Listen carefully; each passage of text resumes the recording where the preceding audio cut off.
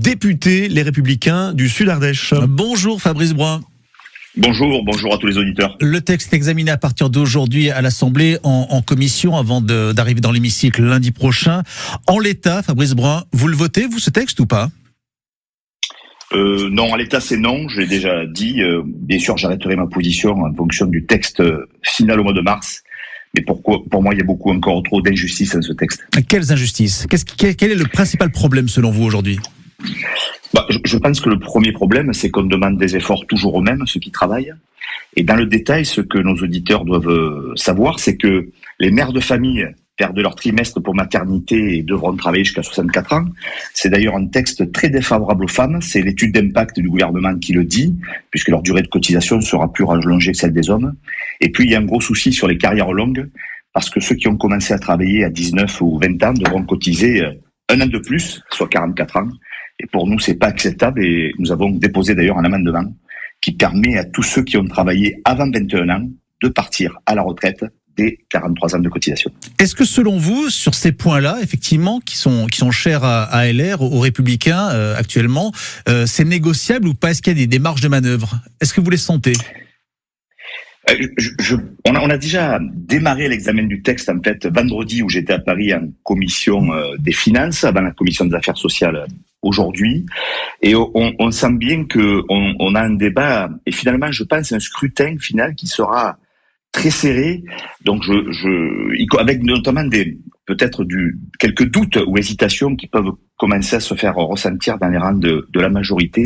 La majorité qui a besoin de vos voix. J'espère que le débat parlementaire pourra faire avancer et bouger les lignes. Ouais, la majorité, justement, elle a besoin des voix de LR pour faire passer ce texte. Oui, tout à fait. Et vous le savez. Oui. C'est pour ça que vous vous sentez franchement en position de force ou pas aujourd'hui ? Oui, on est en position de force. Maintenant, quand j'entends la déclaration hier soir de Madame la Première ministre dans tous les médias qui dit que ce sera 64 ans et pas autre chose. Elle dit effectivement, ce n'est pas la meilleure façon. Oui. C'est pas la meilleure façon de poser le débat. En tout cas, pour moi, c'est une ligne rouge parce qu'il faut répartir beaucoup mieux les efforts. C'est la question que j'allais vous poser quand Elisabeth Borne dit ce n'est plus négociable le départ à 64 ans. Vous dites là, effectivement, on va pas s'entendre. Non, et je pense que c'est pas la meilleure des façons, à la veille du débat qui s'amplifie à l'Assemblée nationale, que de poser le débat en ces termes. Je crois qu'au contraire, il faut que le débat parlementaire puisse enrichir le texte sur ces sujets, les mères de famille, les femmes, ceux qui ont commencé à travailler tôt.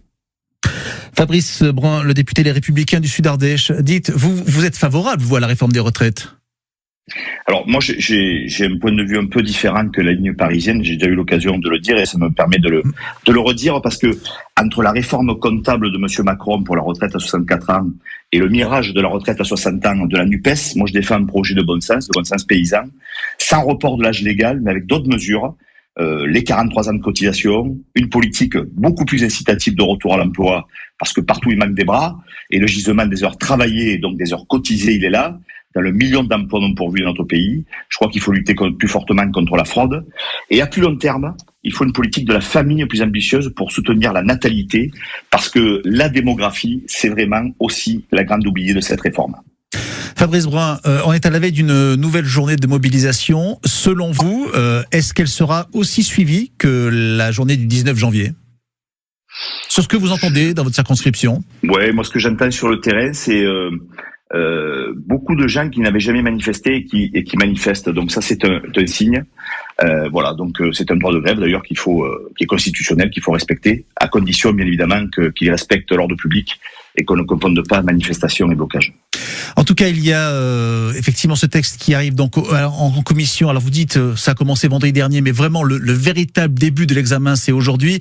Ça va durer jusqu'au 26 mars. Le 26 mars, vous voterez évidemment en conscience. Vous vous dites quoi ? Vous vous dites qu'aujourd'hui que c'est encore possible ou que s'il n'y a pas d'avancée, vous ne voterez pas pour ce texte ?